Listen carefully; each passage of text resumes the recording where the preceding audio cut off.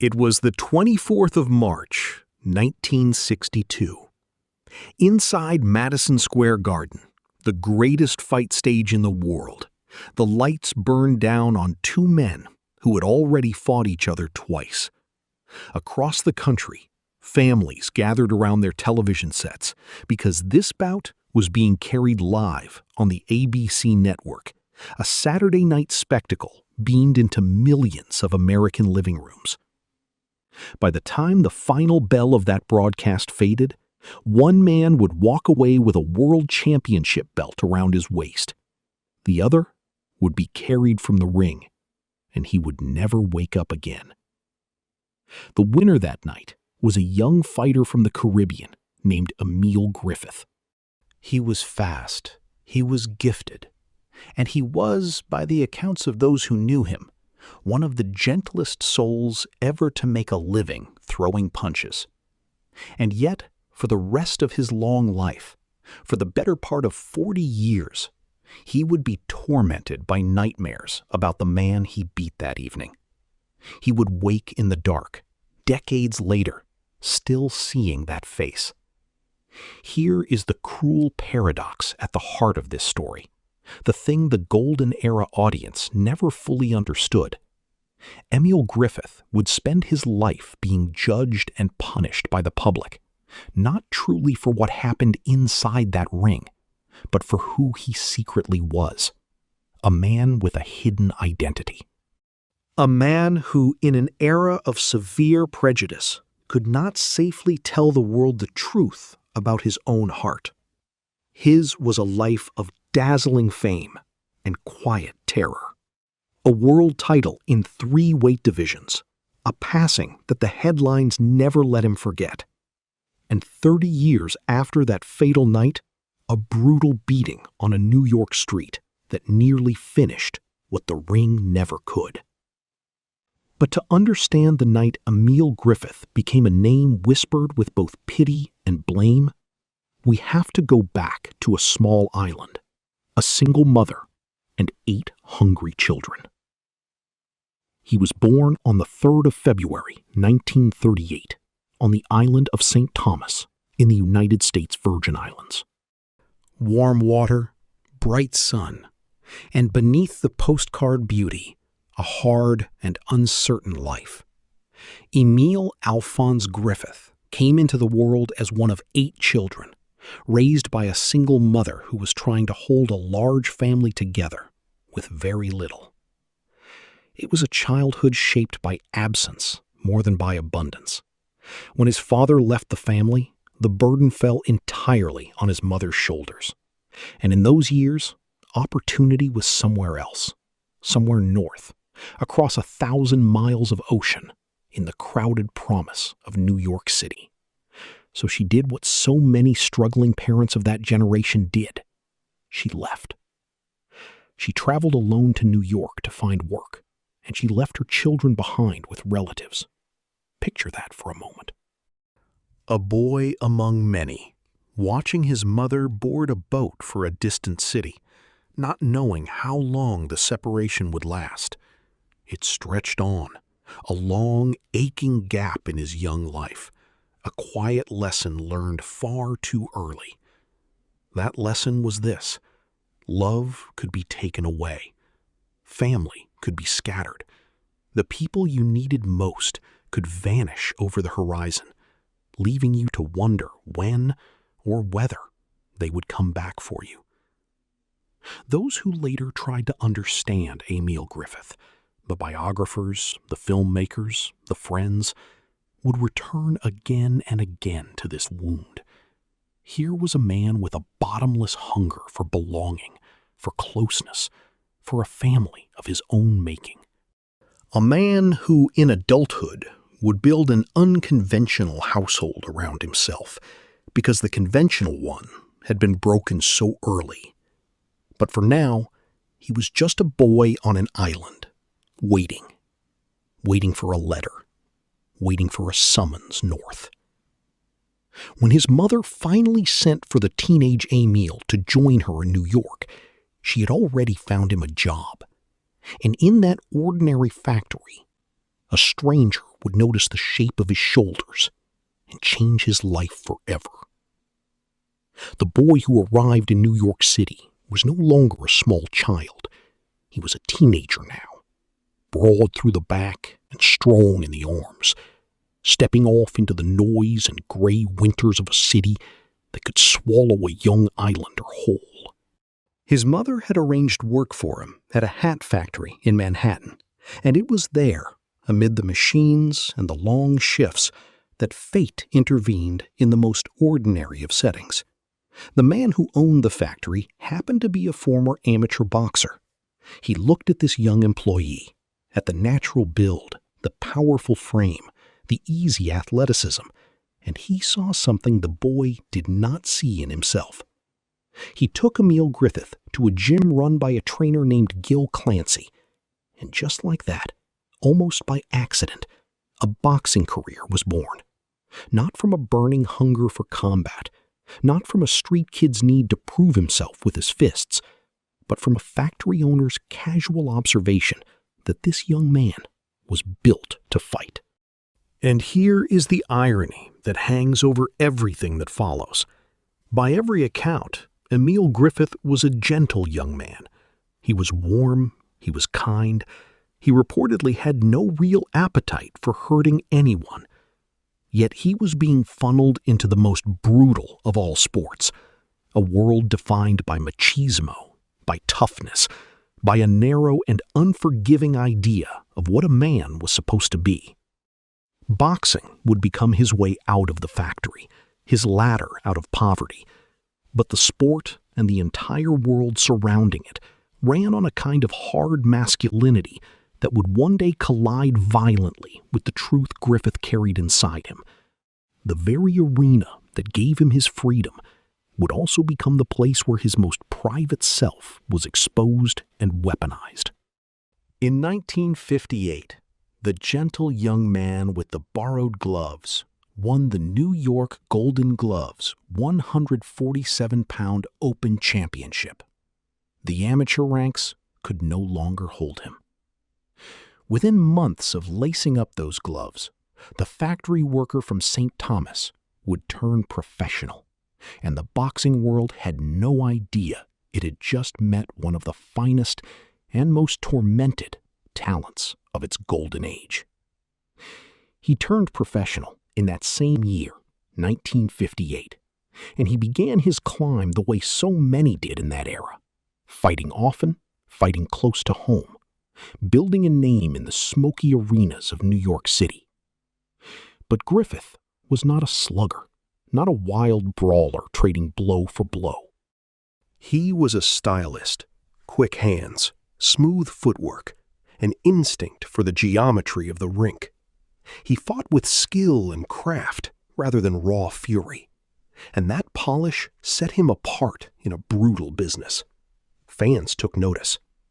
The climb toward a world title shot was faster than anyone might have expected from a young man who had only recently been working in a hat factory. And we cannot separate that rise from the world it happened in.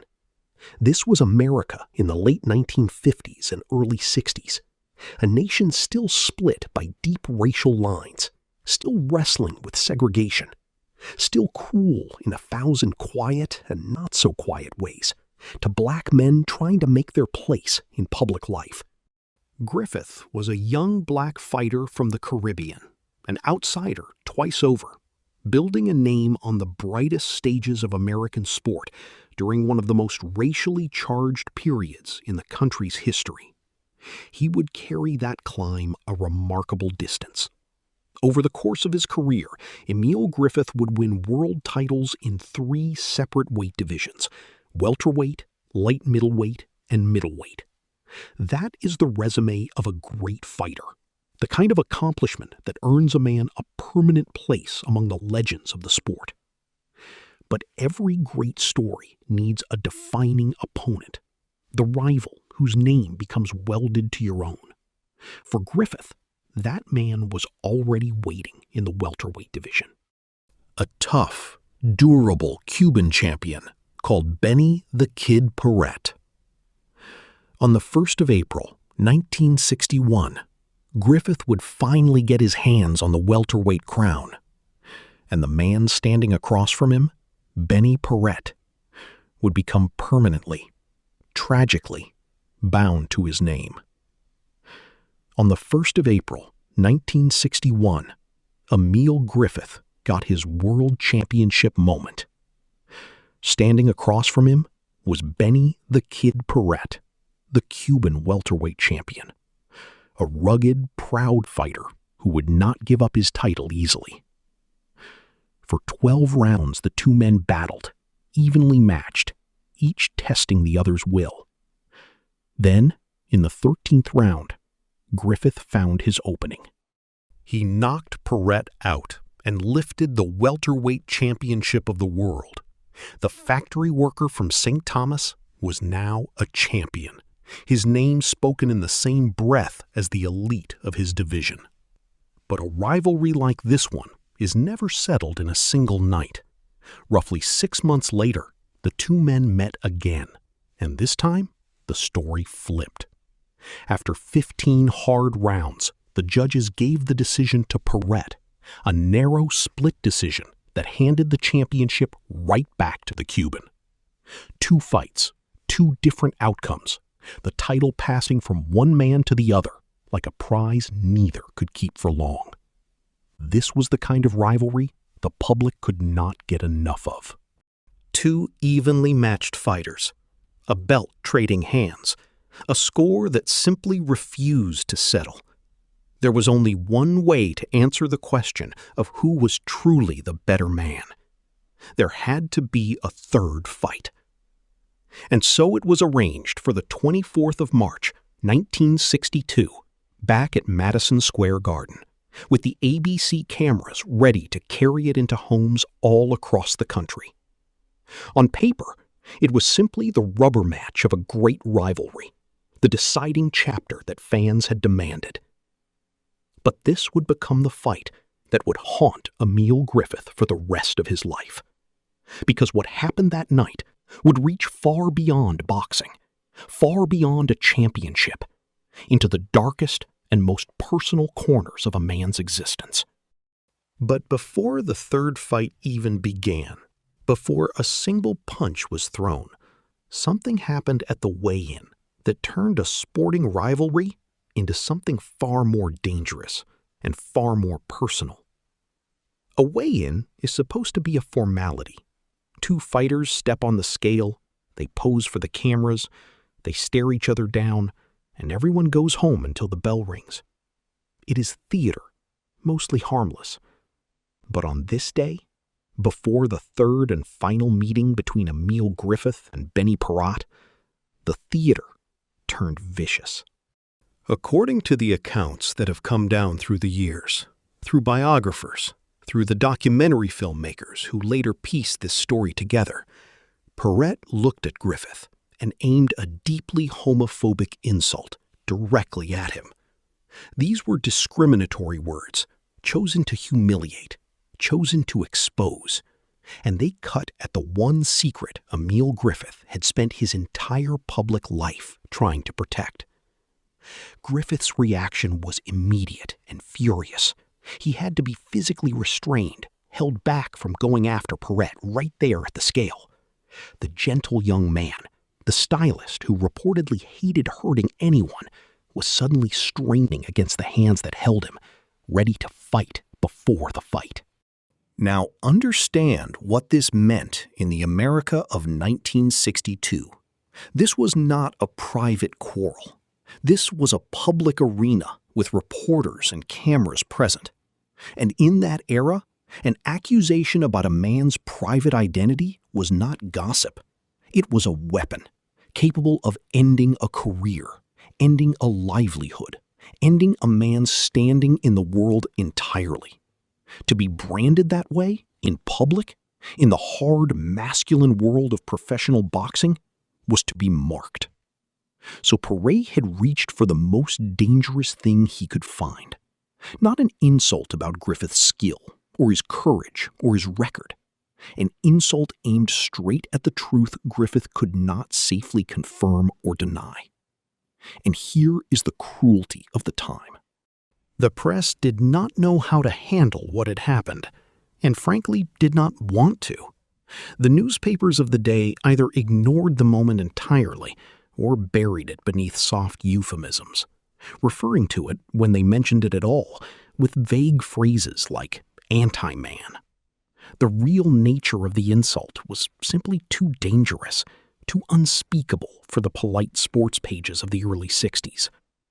So the public never fully grasped what had been said, or how deeply it had landed. They saw a tense weigh-in. They did not see a man whose most guarded secret had just been thrown in his face in front of the world. Hours later, those two men would meet in the ring, with the whole nation watching, and a single instruction shouted from the corner after the 6th round would echo through boxing history. The bell rang inside Madison Square Garden, and the ABC cameras carried it all into living rooms from coast to coast. A nation settled in to watch the rubber match. What they would witness instead was a tragedy unfolding in real time. The fight was hard and competitive. These were two men who knew each other well by now, who had traded a championship back and forth, who had every reason to want this one settled for good. And somewhere in the middle of it all, after the 6th round, came the moment that boxing historians would dissect for the rest of the century. In Griffith's corner, his trainer Gil Clancy gave him an instruction. As Clancy himself later recounted it, he told his fighter to keep punching without stopping until Paret either held on to him or the referee stepped in to break them apart. We must be careful and fair here. These were not the words of a man plotting harm. This was standard corner language of that era, the kind of instruction trainers gave their fighters all the time, urging them to finish, to not let a hurt opponent off the hook. In 1962, that was simply how the corner spoke. But on this night, that ordinary instruction met an extraordinary and terrible outcome. In the decisive sequence, Griffith trapped Paret against the ropes, and according to the account given by his biographer, Ron Ross, Griffith landed something like 17 to 20 unanswered right hands, a long, unbroken barrage. Paret, caught and unable to fall, absorbed punch after punch until the assault was finally stopped. Griffith won by knockout, but Benny Paret did not get up. He never regained consciousness, and 10 days later, in a hospital bed, he passed away. A man had been beaten in front of a national television audience, and a man had passed away after it. Boxing had lost his life before, but never quite like this, never so publicly, never beamed so directly into the homes of ordinary families on a Saturday night. And yet, those closest to Griffith always insisted that the thing driving him that night was not what the public assumed. As Ron Ross put it, there was anger there, but never hate. And Griffith himself, asked afterward how he had felt, gave an answer that he would repeat in one form or another for the rest of his days. "I was angry with him," he said, "but there was never hate." The distinction would mean everything to Emile Griffith. The world, however, was about to decide it did not believe him. When word spread that Paret was dying, Griffith did something almost no one talks about. He ran to the hospital and tried for hours to reach the bedside of the man he had just beaten. This is the part of the story the headlines never wanted. There was no drama in it for them, no scandal, just a young man coming apart. When Emile Griffith understood how serious Paret's condition was, he went to the hospital. And he did not go to make a statement or pose for a photograph. He went to try to get into Paret's room. For hours, by the accounts that survive, he attempted to reach the bedside of the man he had beaten. And for hours, he was unable to. the doors stayed closed to him.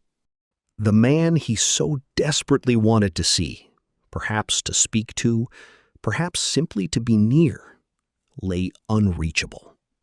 And then, unable to get in, Griffith reportedly ran out into the streets of New York. Not a triumphant champion, a young man in torment, running through the city. And as he ran, passers-by insulted him. People on the sidewalk, recognizing the fighter, hurled words at him. He had won the championship of the world the way every fighter is taught to win, and the public was already turning him into a villain.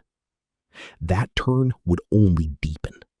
In the days and weeks that followed, hate mail began to arrive.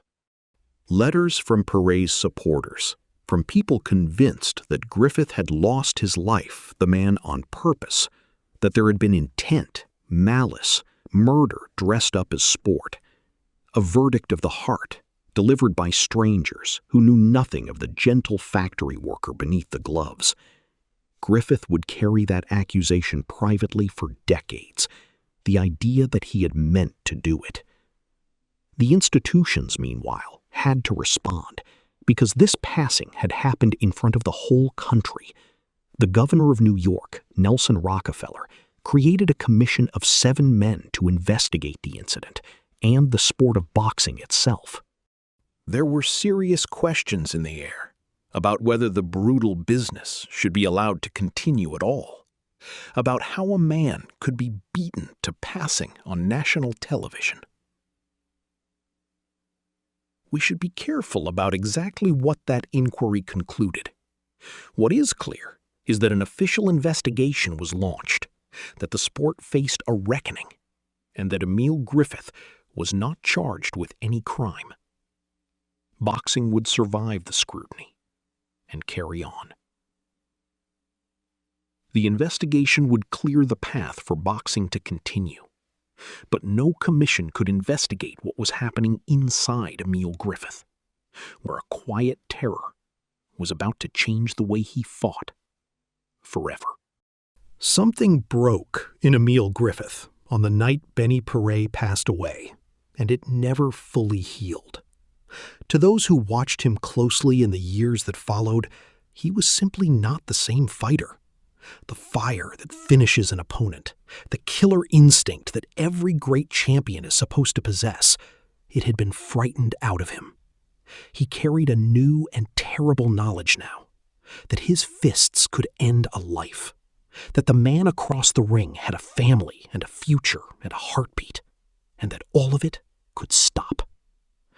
Griffith later admitted it plainly. He became gentler with his opponents.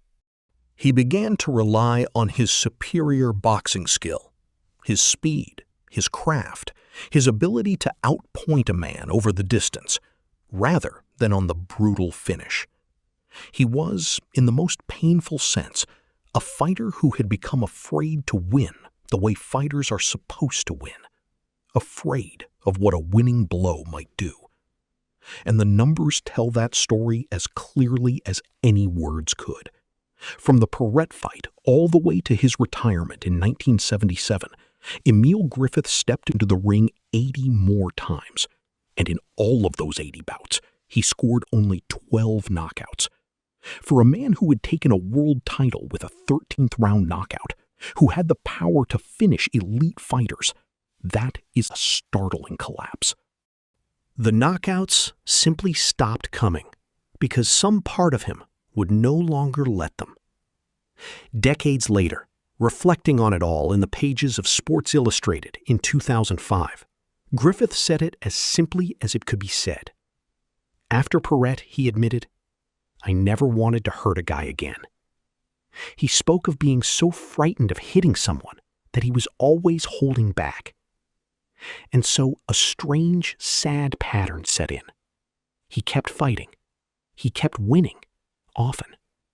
But many believed he stayed in the ring long past his prime, chasing something that the sport could no longer give him. In the twilight of his career, the decline showed clearly. He would win only 9 of his last 23 fights. Which raises the question that hangs over so many great fighters, and over Griffith most painfully of all. Why does a wounded man keep climbing back through those ropes? What was he still looking for in there?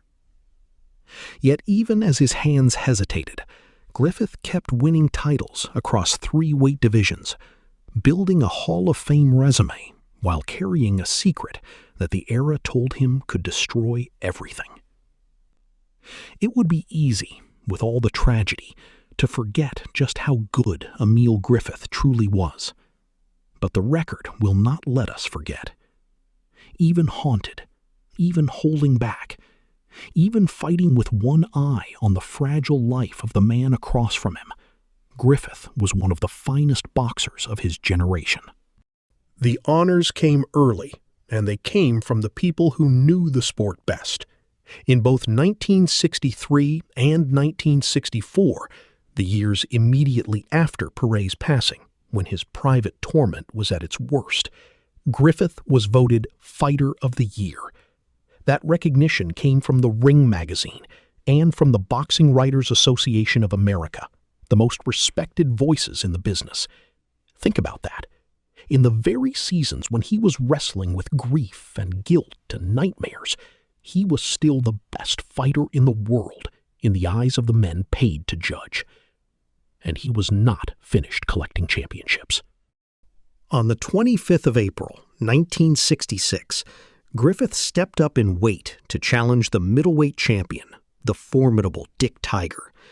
After 15 grueling rounds, the judges gave Griffith a unanimous decision, and with it, the middleweight crown. The young man who had started in the welterweight division had now conquered a 3rd weight class, joining the rare company of fighters who could win world titles across that kind of range. This was the resume of a legend being built in real time. World titles in 3 weight divisions, Fighter of the Year twice, a man who shared the ring with the elite of multiple eras and held his own against all of them. The kind of career that would, in time, earn him a permanent place among the immortals of the sport. But that is the cruel double exposure of Emile Griffith's life. While the championship belts piled up and the bright lights of the Garden bathed him in glory, he was living a second existence entirely, one the public was never permitted to see. A private life, lived carefully, lived in shadow, in a country and a sport that would have destroyed him for it. The man the crowds cheered and the man who went home afterward were not allowed to be the same person in public. And the strain of keeping them apart, of carrying that secret through every interview and every weigh-in and every roar of the arena, defined every quiet hour Emile Griffith spent outside the ring. To understand the secret Emile Griffith carried into every arena, you have to set aside the easy words the modern world reaches for, because Griffith himself rejected them, every one. When he finally spoke about who he was, he did not hand the public a tidy label to file him under. In the pages of Sports Illustrated, he put it in words as honest and searching as anything a man could say. He spoke of loving both men and women. He said plainly that he did not like the words people used, the labels, the categories the world insisted on. "I don't know what I am," he admitted. He loved men and women the same, he said, and if pressed, he leaned one way. But the point he kept returning to was that he refused to be reduced. He would not let the world flatten him into a single word. Consider the time and consider the place. This was professional boxing, the hardest and most relentlessly masculine corner of American sport, sitting inside a wider culture that treated a man's private identity as something shameful and dangerous, something that could erase a career overnight. For an athlete in that era, being known as anything other than rigidly conventional was not a personal matter. It was a passing sentence for everything he had built. So Griffith lived inside a cage, not one with visible bars, but a cage all the same, built out of the era's intolerance, the sport's machismo, the public's unforgiving expectations. He had won championships across 3 weight divisions and stood at the very summit of his profession. And still, he could not simply be himself in the open air. The freedom boxing had given him from poverty came with a lock fastened tight around his own heart. That truth stayed buried for most of his life. It was not until 2008, in the biography 9, 10, and Out, The Two Worlds of Emile Griffith, written by Ron Ross, that he finally spoke about it candidly, about his identity, and about the brutal cost of staying hidden. The very title named the central wound of his existence. 2 worlds, the one the crowd saw and the one he was forced to keep in shadow. In 1971, Emile Griffith got married. He wed a fellow Virgin Islander named Mercedes Donistorg, Sadie to those who knew her. The speed of it tells you something about the hunger driving him. They had met only 2 months before the wedding. 2 months, and then a marriage. It was exactly the life the world had been demanding of him. A wife, a household, the conventional picture of a man settling down. Griffith even adopted Sadie's daughter, stepping into the role of father, reaching once more for the thing he had craved since he was a boy left behind on an island, a family of his own. But the marriage lasted only a few months before it came apart. The script the world had written for him simply did not fit the man he actually was, and no amount of effort could force it to. What surprises almost everyone who hears the rest of his story is what Griffith built once the gloves came off. After his fighting days ended, he went to work as a corrections officer at a juvenile detention facility in New Jersey. The gentle former champion, spending his days among troubled young people, the kind of kids who might have ended up just like him, or worse. He never truly left the sport either. He became a gifted trainer, helping shape Wilfred Benitez and Juan Laporte, both of whom went on to win world championships of their own. In the seasons of 1979 and 1980, he crossed the ocean to serve as coach of the Danish Olympic boxing team. This was a man building purpose and family on his own terms, refusing right to the end to live by anyone else's script. He had made peace, it seemed, with a quieter kind of life, useful, generous, his own. Then came 1992, and a single night outside a New York bar that nearly took the life of the man the ring never could. The man had survived everything the ring could throw at him. He had absorbed the blows of the best fighters of his era across nearly 2 decades and walked away alive and on his feet. Then, on a single night in 1992, on a New York City sidewalk, he came closer to passing than he ever had inside the ropes. It happened after he left a bar near the Port Authority bus terminal. As he made his way out into the night, Griffith was set upon by a group of men who beat him with a viciousness that nearly ended his life. He suffered severe internal injuries, including kidney damage so serious that he very nearly passed away. He would spend the next 4 months in a hospital bed, fighting to recover from wounds inflicted not by a trained opponent in gloves, but by strangers in the dark. The most painful question about this night has no clean answer. Some accounts have described the attack as a hate crime, tied directly to his presence at that bar and to who he was. But careful sources are clear that the motivation was never officially confirmed. The attackers were never caught, never brought to account. They vanished into the city, and Griffith was left to carry the consequences alone. The cruel symmetry is almost too much to bear. 30 years earlier, a man had passed away after a fight with Emile Griffith, and the public branded him a killer, sent him hate mail, insulted him in the streets.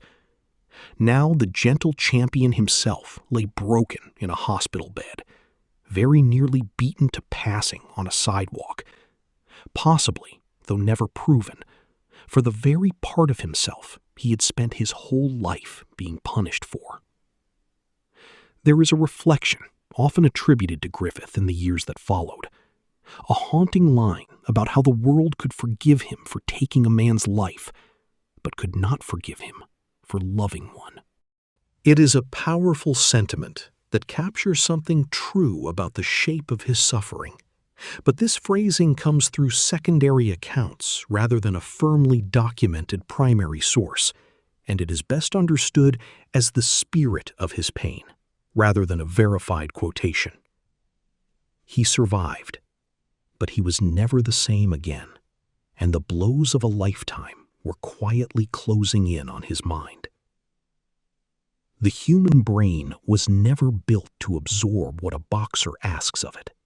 Round after round, year after year, blow after blow, the damage accumulates quietly, invisibly, waiting.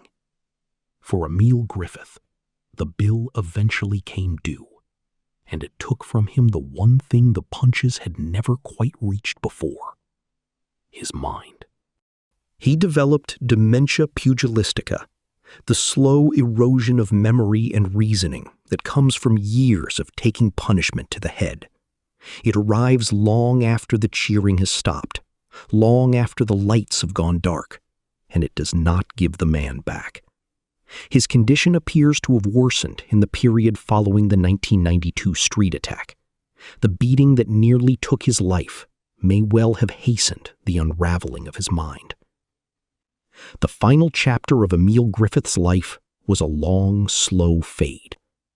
The quick hands that had won championships across 3 weight divisions, the sharp ring intelligence that had outpointed the elite of his era, all of it dimmed.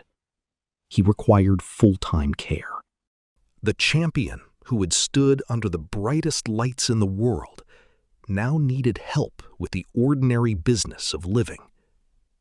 In those final years, he was looked after by his companion, a man he had legally adopted as his son, Luis Rodrigo Griffith, who served as his primary caregiver.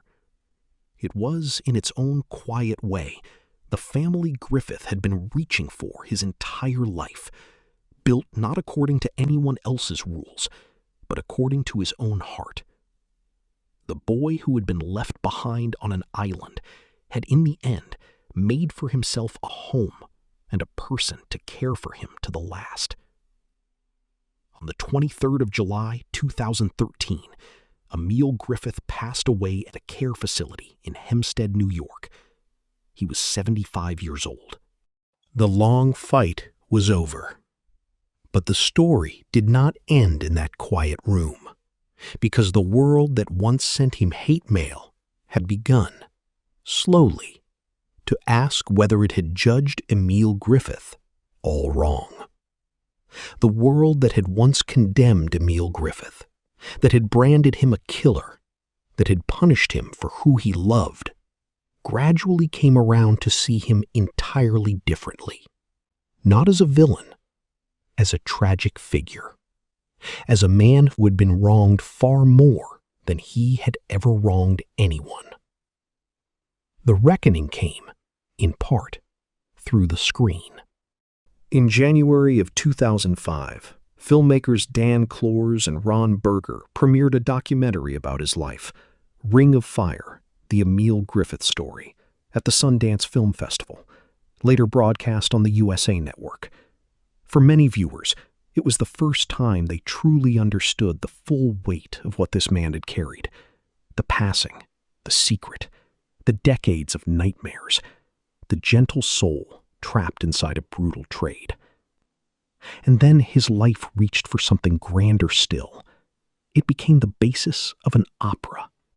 Titled Champion, with music by the celebrated trumpeter Terence Blanchard and a libretto by the playwright Michael Christopher. It premiered at the Opera Theater of St. Louis on the 15th of June, 2013, just weeks before Griffith passed away. A decade later, on the 10th of April, 2023, it made its debut at the Metropolitan Opera itself, on one of the most prestigious stages on earth.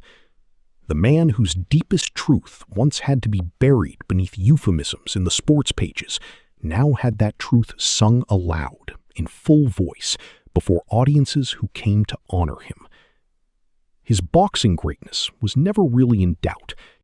He had been inducted into the International Boxing Hall of Fame in its inaugural class in 1990. What changed in the end was the verdict on the man. And so we return to the cruel paradox that defined his entire life. The world had been quick to condemn Emile Griffith for the night a man passed away, and quicker still to condemn him for who he was. He had told the truth from the start. There was anger, he had always said, but never hate. He had not wanted to hurt anyone. He had only wanted to be allowed to be himself and to love as his heart directed, in a world that would not let him. In the end, history did what the headlines never could. It looked again, and it remembered Emile Griffith, not as the man who delivered a tragic blow, but as the gentle champion the world had judged so wrongly for so very long.